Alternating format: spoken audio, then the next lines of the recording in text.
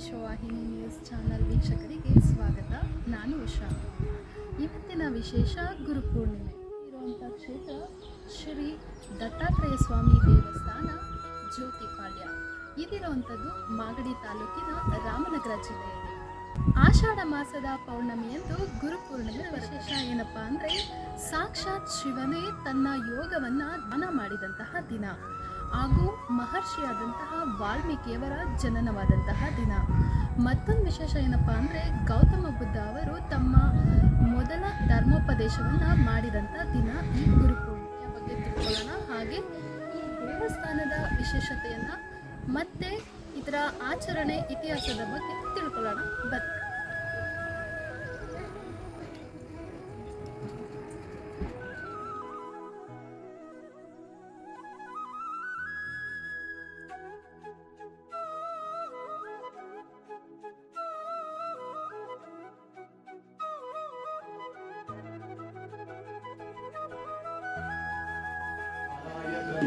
शंकराय महादेवाय नमः. घोरेभ्यो घोरघोरेभ्यः सर्वेभ्यो सर्वशर्वेभ्यो नमस्ते सर्वेभ्यः. ओम श्री गुरुभ्यो नमः. हरिः ओम. ಸಮಸ್ತ ಭಕ್ತ ಮಹಾಶಯರಿಗೆ ನನ್ನ ಅನಂತ ವಂದನೆಗಳು. ಇದು ಶ್ರೀ ದತ್ತಾತ್ರೇಯ ದೇವಸ್ಥಾನ ಜ್ಯೋತಿಪಾಳ್ಯ ಮಾಗಡಿ. ಇದು ಮೂಲ ಕಥೆ ಏನಿದೆ ಅಂದರೆ ಬೈರೇ ದೇವರು ಒಬ್ಬರು ಇದ್ದರು, ಮಾಗಡಿಯವರು. ಅವರು ಇಲ್ಲಿ ಈ ಒಂದು ಹೊಲದಲ್ಲಿ ತಪಸ್ಸು ಮಾಡೋಕ್ಕೆ ಬರ್ತಾಯಿದ್ರು. ನಂತರ ಅವರು ಇಲ್ಲಿ ಅವರಿಗೆ ಕನಸಲ್ಲಿ ಬಂದಿದೆ ಬೈರೇ ದೇವರಿಗೆ. ನೋಡಿ ಆ ಚಿತ್ರಣವನ್ನು ತೋರಿಸಿ, ಆ ಫೋಟೋವನ್ನು ತೋರಿಸಿ. ಬೈರೇ ದೇವರು ಅಂತಿದೆ. ಅವರು ಇಲ್ಲಿ ಒಂದು ಸ್ಥಳದಲ್ಲಿ ಸಾಧನೆ ಮಾಡೋಕ್ಕೆ ಬಂದವರು. ಒಂದು ಈ ಹಳ್ಳಿ ಅಂದರೆ ಇಲ್ಲಿ ಮರಾಠಿಗರ ಒಬ್ಬರದ್ದು ಜಾಗ ಆಗಿತ್ತು.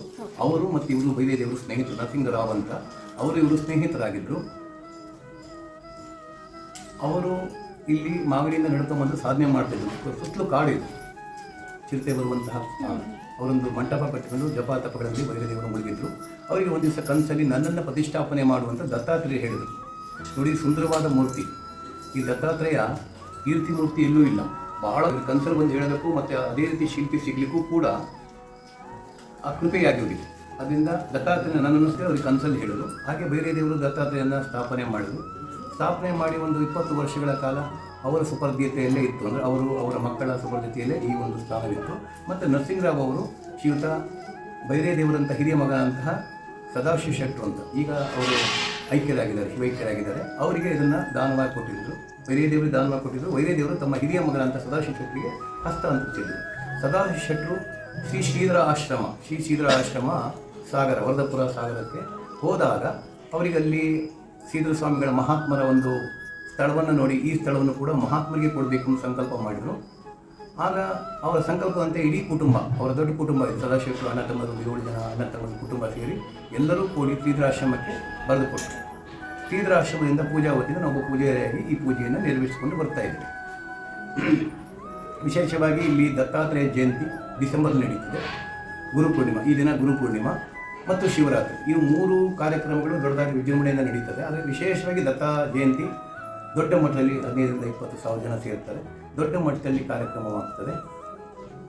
ಎರಡನೇದಾಗಿ ಇವತ್ತು ಗುರುಪೂರ್ಣಿಮೆಯ ವಿಶೇಷ ಏನು ಅಂದರೆ, ಗು ಅಂದರೆ ಅಜ್ಞಾನ, ರು ಅಂದರೆ ಬೆಳಕು. ಅಜ್ಞಾನವನ್ನು ನೀಗಿಸಿ ಬೆಳಕಿನತ್ತ ತೆಗೆದುಕೊಂಡು ಹೋಗುವುದೇ ಗುರು. ಹೀಗೆಲ್ಲರಿಗೂ ಗುರುಗಳೇ ಅಂತಾರೆ ಜನ. ಅದು ಲೋಕಲ್ ಭಾಷೆ ಆಗಿದೆ, ಇದೊಂದು ದುರಂತ ವಿಚಾರ. ಗುರುಗಳು ಅಂತ ಯಾರಿಗೆ ಕರಿಬೇಕು? ರಾಘವೇಂದ್ರ ಸ್ವಾಮಿಗಳಿಗೆ, ಶಿರ್ಡಿ ಸಾಯಿಬಾಬಾ, ರಮಣ ಮಹರ್ಷಿ, ರಾಮಕೃಷ್ಣ ಪರಮಹಂಸಗಳು, ದತ್ತಾತ್ರೇಯರು, ಇವರಿಗೆಲ್ಲ ಗುರುಗಳಂತೆ. ಯಾಕಂದರೆ ಮೋಕ್ಷವನ್ನು ಕೊಡೋರು ಯಾರು?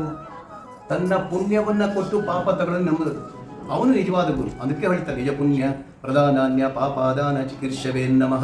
ತನ್ನ ಪುಣ್ಯವನ್ನು ಕೊಟ್ಟು ಪಾಪ ತಗೊಳ್ಳೋದು ನಮಸ್ಕಾರ ಅಂತಿದೆ. ಅದರಿಂದ ಆ ಗುರುವೇ ಅದಕ್ಕೆ ಹೇಳ್ತಾರೆ ನೋಡಿ, ಎಲ್ಲ ನಾವು ನಮಸ್ಕಾರ ಕೊಟ್ಟು ನಾವೆಲ್ಲ ದೇವರು ಪ್ರದಕ್ಷಿಣೆ ಮಾಡಿದೆಷ್ಟು? 3.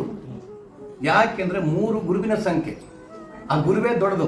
ಅದಕ್ಕೋಸ್ಕರ ಎಲ್ಲರೂ 3 ಸುತ್ತ ನಮಸ್ಕಾರ ಮಾಡಿ ಅಂತ ಹೇಳ್ತಾರೆ. ವಾಸ್ತವವಾಗಿ ಹಾಗಲ್ಲ. ಗುರುವಿಗೆ ಮಾತ್ರ 3 ಸುತ್ತು, ವೆಂಕಟೇಶ್ವರನಿಗೆ, ಶನೇಶ್ವರನಿಗೆ, ಆಂಜನೇಯನಿಗೆ 8 ಸುತ್ತು, ದೇವಿಗೆ 6, ಗಣಪತಿಗೆ 7, ಶಿವನಿಗೆ 5, ಹಾಗೆ ಒಂದೊಂದು ಗ್ರಹಗಳಿಗೂ ಆಯಾ ಸುತ್ತು ಅಂತಿದೆ. ಆದರೆ ಗುರುವೇ ಎಲ್ಲದಕ್ಕಿಂತ ಮೇಲಾಗಿದ್ದ ನಾವು 3 ಸುತ್ತು ಪ್ರದಕ್ಷಿಣೆ ನಮಸ್ಕಾರವನ್ನು ಮಾಡುತ್ತೇವೆ. ವಿಶೇಷವಾಗಿ ಗುರುಪೂರ್ಣಿಮೆ ಈ ದಿನ ಶಿಷ್ಯ ತನ್ನ ಗುರುವಿಗೆ ವಂದಿಸುವಂತಹ ಒಂದು ಸಮಯ, ಸುದಿನ ಇವತ್ತು. ಯಾಕಂದರೆ ಗುರು ಜನ್ಮ ಜನ್ಮಾಂತರಕ್ಕೂ ಬರ್ತದೆ. ಗುರುವಿನ ಒಂದು ದೃಷ್ಟಿ ಏನಕ್ಕೆಂದರೆ ತನ್ನ ಶಿಷ್ಯನನ್ನ ಉದ್ಧಾರ ಮಾಡೋದ್ರೆ ಪುನರಪಿ ಜನನಂ ಪುನರಪಿ ಮರಣಂ, ಈ ಮಾಯಾ ಪ್ರಪಂಚವನ್ನು ದಾಟಿಸುವವನು ಗುರು.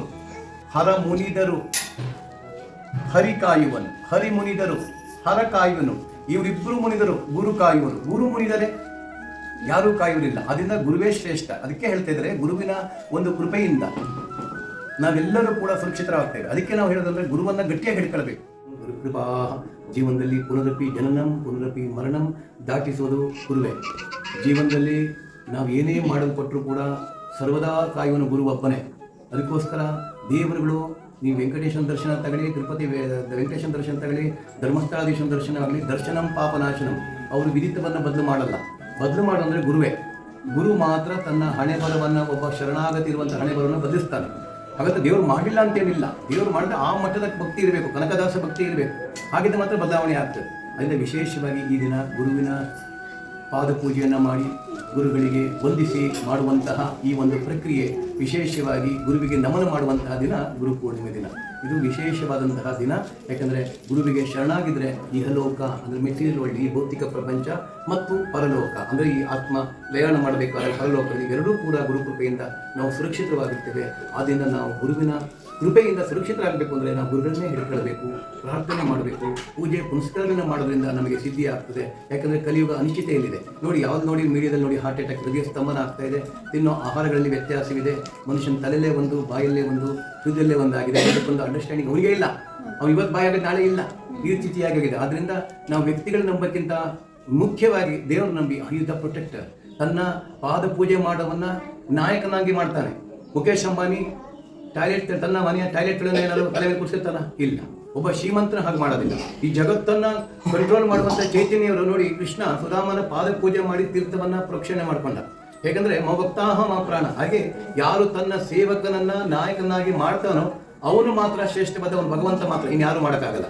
ತನ್ನಲ್ಲಿರುವಂಥ ಕೂಲಿಗಳನ್ನು ನಾಯಕ ಮಾಡ್ತಾನೆ, ಯಜಮಾನ ಇಲ್ಲ. ಅವ್ನು ಯಾವತ್ತೂ ಬಿಸ್ನೆಸ್ ಮೈಂಡ್ ಇರ್ತದೆ. ಆದ್ರೆ ಭಗವಂತ ಹಾಗಲ್ಲ, ಶರಣಾಗತ ದೀನಾರ್ಥ. ಹಾಗೆ ಗುರುವಿನ ಕೃಪೆಯೂ ಕೂಡ ಅಷ್ಟೇ, ತನ್ನ ಪುಣ್ಯ ಫಲವನ್ನು ಕೊಟ್ಟು ಸರ್ವದಾ ಶಿಷ್ಯನನ್ನ ಕಾಪಾಡ್ತಾನೆ ಗುರುಗಳು. ಆದ್ದರಿಂದ ವಿಶೇಷವಾಗಿ ಈ ಸುದಿನ ದತ್ತಾತ್ರೇಯರ ಆ್ಯಕ್ಚುಲಿ ಒಂದು ಗುರು ಪೂರ್ಣಿಮೆ ದಿನ. ಅದರಿಂದ ಗುರುವಿಗೆ ವಂದಿಸ್ತಾ ಅನೇಕ ಭಕ್ತರು ಬೆಳಗಿಂದ ಬಂದಿದ್ದಾರೆ, ನೂರಾರು ಜನ ಬಂದಿದ್ದಾರೆ.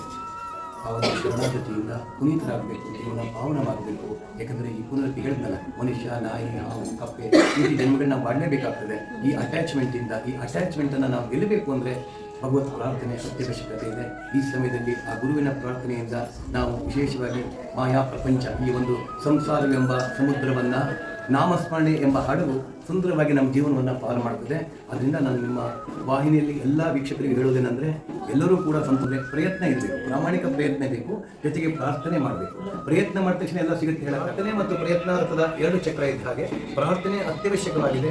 ಈ ಮೂಲಕ, ನಿಮ್ಮ ವಾಹಿನಿ ಮೂಲಕ ನಾನು ಎಲ್ಲರನ್ನೂ ಹೇಳ್ತೀನಿ ಅಂತಂದರೆ, ಈ ಜಗತ್ತು ಮತ್ತು ಮನುಷ್ಯನ ಶರೀರ ಯಾವುದೇ ಕಾರಣಕ್ಕೂ ಗ್ಯಾರಂಟಿ ಇಲ್ಲದೆ ನಶ್ವರತೆ ಇದೆ. ಪ್ರತಿ ಕ್ಷಣವೂ ನಶ್ವರತೆಯನ್ನು ಹೇಳಿ, ಈ ಪ್ರಪಂಚದಲ್ಲಿ ನಮಗೆ ಸುರಕ್ಷತೆ ಇರಬೇಕಂದ್ರೆ ಅದು ಭಗವಂತನೊಬ್ಬನೇ. ಅವನು ನಾಮಸ್ಮರಣೆ ಮಾಡಿ ಅದು ಮಾತ್ರ ನಮಗೆ ಪ್ರೊಟೆಕ್ಟ್ ಕೊಡ್ತದೆ, ಅದೊಂದೇ ನಮ್ಮನ್ನು ಕಾಪಾಡ್ತದೆ.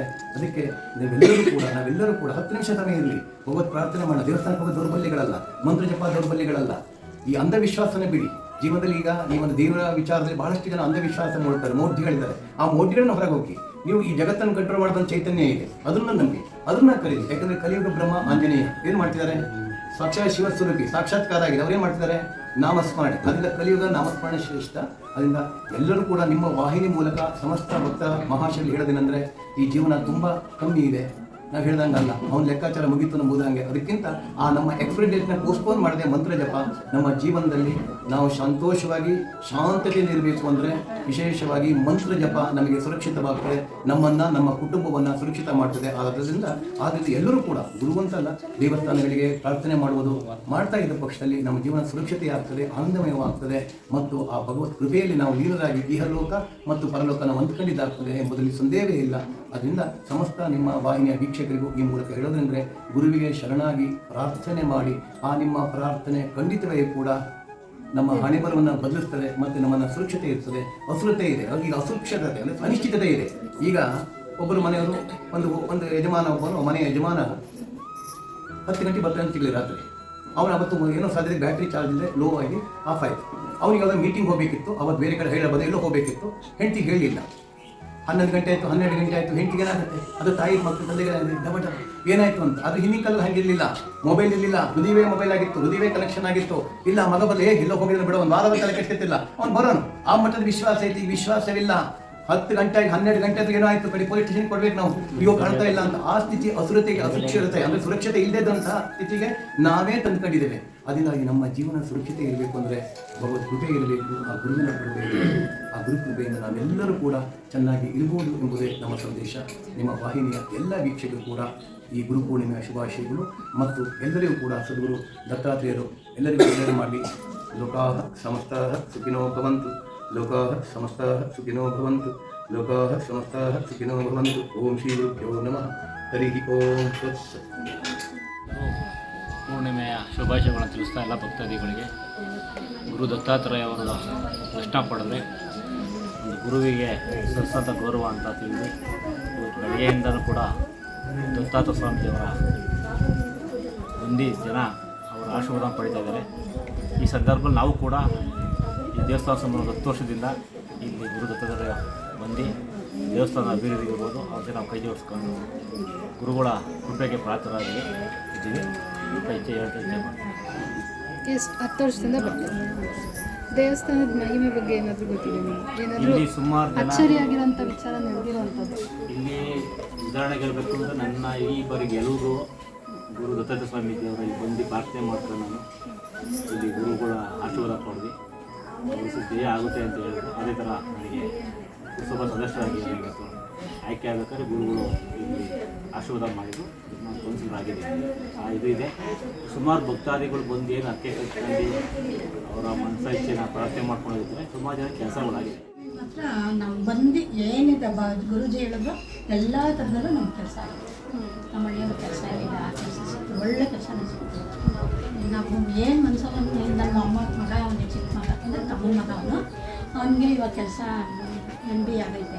ಕೆಲಸಕ್ಕೋಸ್ಕರ ಮನೆ ಬಂದಿದ್ದು. ಹತ್ತಿರದಲ್ಲಿ ದೇವರಪ್ಪ ಸಿಗುತ್ತೆ ಅಂತ ಹೇಳಿದ್ರು. ಶನಿವಾರಕ್ಕೆ 8 ವಾರ ಎಣ್ಣೀರ ಅಭಿಷೇಕ ಮಾಡಿಸು ಅಂತ ಹೇಳಿದ್ರು. ನನಗೆ ರಾಮ ಶಾಂತಿ ಮಾಡಿಸು ಅಂತ ಹೇಳಿದ್ದಾರೆ. ಮಂಗಳವಾರ ಆಗಲೇ 2 ವಾರ ಆಗೋಯ್ತಂದು. ಹಂಗೆ ಆ ಗುರುಜಿ ಏನು ಹೇಳಿದ್ರು ಯಾವುದು ನಮಗೆ ಇದಾಗಿಲ್ಲ, ಎಲ್ಲ ಒಳ್ಳೆಯದಾಗಿದೆ.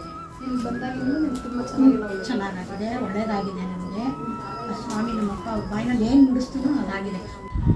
ಗುರುಪೂರ್ಣಿಮೆಯ ವಿಶೇಷ ಏನಪ್ಪ ಅಂತಂದರೆ, ಗು ಅಂದರೆ ಅಂಧಕಾರ, ಅಜ್ಞಾನ, ರು ಅಂತಂದರೆ ಬೆಳಕಿನೆಡೆಗೆ ಕರೆದುಕೊಂಡು ಹೋಗೋದು. ಅಂದರೆ ಗುರು ಅಂತಂದರೆ ನಮ್ಮನ್ನು ಅಜ್ಞಾನದಿಂದ ಜ್ಞಾನದ ಕಡೆಗೆ, ಬೆಳಕಿನ ಕಡೆಗೆ ಕರ್ಕೊಂಡು ಹೋಗುವಂಥದ್ದು. ಪ್ರತಿಯೊಂದು ಮಗುಗೂ ಮನೆಯೇ ಮೊದಲ ಪಾಠಶಾಲೆ, ತಾಯಿಯೇ ಮೊದಲ ಗುರು ಆಗಿರ್ತಾರೆ. ಪ್ರತಿಯೊಂದು ಮಗು ಕೂಡ ತಮ್ಮ ತಾಯಿ ಹತ್ರನೇ ಬಂದು ಅಮ್ಮ ಅದೇನು, ಅಮ್ಮ ಇದೇನು, ಅಮ್ಮ ಅದ್ಯಾಕೆ, ಇದ್ಯಾಕೆ ಈ ಥರ ಅಂತ ಅಂದ್ಬಿಟ್ಟು ಕೇಳುತ್ತೆ.